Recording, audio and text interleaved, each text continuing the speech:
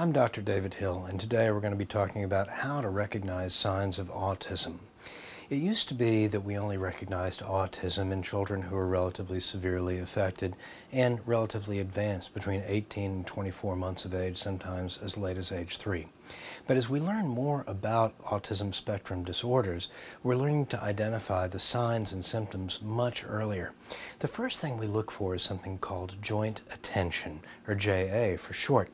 That means a child is looking to a parent, usually a mother, for signs as to how to respond to something novel or where to look. For example, when I walk into an infant's room, especially starting around age 9 months, I watch to see if that infant looks at me, then looks at his mother, and then looks back at me.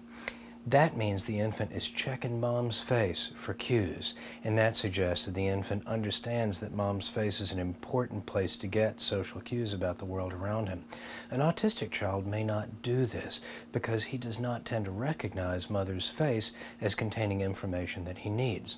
Also, by age 9 months, most children seem to recognize their names as a special word that means them. If your child seems completely oblivious to his name, if it blends in with every other word that he hears, I'd be concerned about autism. Likewise, if your child doesn't seem to understand the word no, and I don't mean obey every time, but really not get what you're trying to say, that can be a sign of autism. As children get older, the signs become more evident. Children who fail to learn to talk by 15 or 18 months of age and really have no words are at high risk for autism. Children who seem to treat people around them more like objects than like human beings, you really have to look at.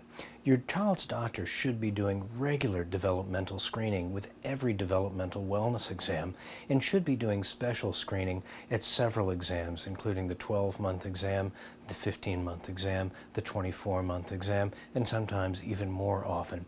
These screenings have been shown to pick up autism early, and we do know that identifying it early helps treatment be more effective. So, if you have any questions about how your child is communicating, how he's treating you or other people in his environment, don't hesitate to ask your doctor, because with some pretty straightforward screening, your child could be identified and referred to people who can help. Talking about how to identify signs of autism early, I'm Dr. David Hill.